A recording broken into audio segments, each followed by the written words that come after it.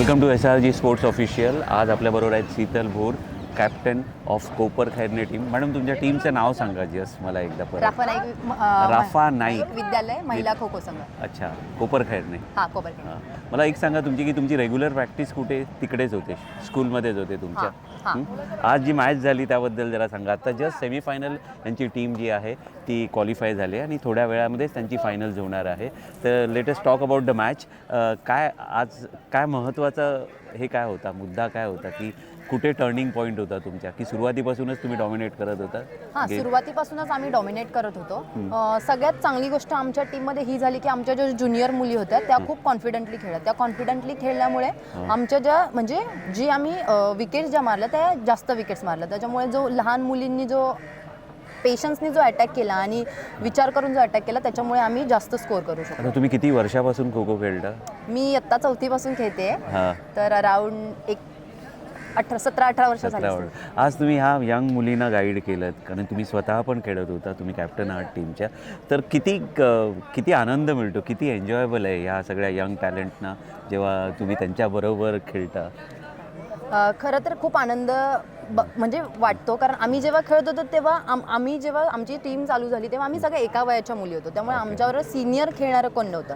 म्हणून आत्ता मी जेव्हा त्यांना सांगते तेव्हा म्हणजे ती वेगळी आनंद आहे की आम्ही जेव्हा खेळत होतो तेव्हा आम्ही असं करतो, आम्ही तसं करत होतो, हे मी त्यांना सांगते. पण त्या पॉझिटिव्हली घेऊन त्यांच्या गेममध्ये चेंजेस करतात आणि त्या म्हणजे सिनियर सांगतोय म्हणून त्या तेवढ्या तत्परतेने ऐकतात आणि त्याचं ॲप्लिकेशन पार्ट ग्राउंडवर करतात. मला वाटतं ऑलमोस्ट 12 ते 15 वर्षाच्या मुली होत्या, 15-16 वर्षाच्या मुली होत्या. 8वी 9वी पण नाही, 8वी पर्यंतच्याच मुली आहेत सगळ्या, 8वी 9वी पर्यंतच्या. तर त्या ॲडप्ट कशा करता? म्हणजे तुम्ही त्यांना जेव्हा गाईड करता, ऑफकोर्स तुमच्या कोच आहेत त्या पण गाईड करता आणि तुमची एक सिस्टीम आहे, तर ह्या ॲडप्ट कशा करतात की त्या मुलींना भरपूर फायदा होतो? नॅचरली एक सिनियर प्लेअर जो असतो तो जेव्हा त्यांना गाईड करतो तेव्हा, तर त्यांचं आत्मसात करण्याची पद्धत जी आहे, तुम्ही पण ह्या वयामध्ये खेळलात खो खो, परंतु ही जनरेशन जी आहे ती किती पुढे आहे?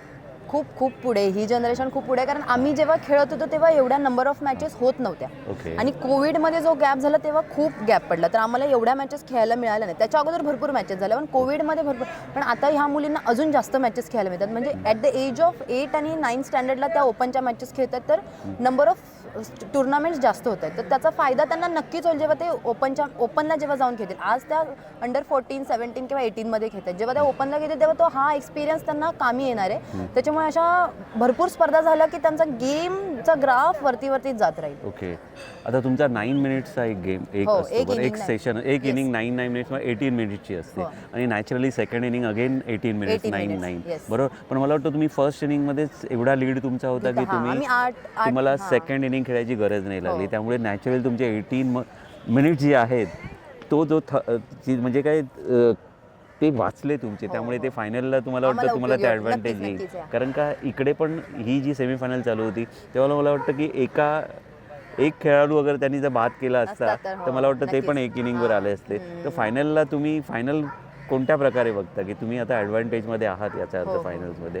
नक्कीच आम्हाला ॲडव्हान्टेज होणार आहे, कारण आमची एनर्जी सेव्ह झाली. आम्हाला जो एक एक्सेस इनिंग खेळत होतं त्याची एनर्जी आमच्याकडे आता सेव्ड अप आहे आणि त्याचा फायदा आम्हाला नक्कीच फायनलला होईल आणि आम्ही प्रयत्न करतोय की तिथे पण आम्ही असा जास्तीचा लीड घेऊन मॅच जिंकण्याचा प्रयत्न करू. अच्छा. सो आणि United Sports Club, thanks to United Sports Club, मला 1940 पासून दरवर्षी हा जो ठाण्याचा क्लब आहे अत्यंत म्हणजे ऑलमोस्ट 85 इयर्स जुना क्लब आहे आणि दरवर्षी ही टुर्नामेंट ते करतात. मी माझी 14ची पहिली टुर्नामेंट ह्या ग्राउंडवर खेळली. अच्छा, ओके. म्हणजे मला वाटतं की ही टुर्नामेंट जी आहे ह्या टुर्नामेंटकडे तुम्ही नेहमी बघत असता आणि त्या पद्धतीने पण प्रॅक्टिस होते, कारण याचा फायदा पण मुलांना होतोच नॅचरली. नक्कीच. प्रत्येक टुर्नामेंट जी खेळवली जाते त्याच्यातून नवीन चेहरे उदयास येतात. की आता ही जी टुर्नामेंट आम्ही खेळतो त्याच्यातून आमचे नवीन जे ज्युनियर्स खेळाडू ते चांगले खेळ, तर उद्या जाऊन त्यांना त्या गोष्टीचा अनुभव हा त्यांच्या नॅशनल किंवा स्टेट खेळताना होणारच आहे. त्यामुळे अशा स्पर्धा युनायटेड स्पोर्ट्स क्लब अरेंज करतो, त्याच्यासाठी आम्ही त्यांचे आम्ही धन्यवाद देतो त्यांना की ते असे अरेंज करतात. चलो ठीक आहे, thanks a lot madam and wish you all the best आणि फायनलसाठी शुभेच्छा. थँक्यू. आणि SRG स्पोर्ट्स ऑफिशियलशी बोलल्याबद्दल पण अत्यंत आभार. थँक्यू.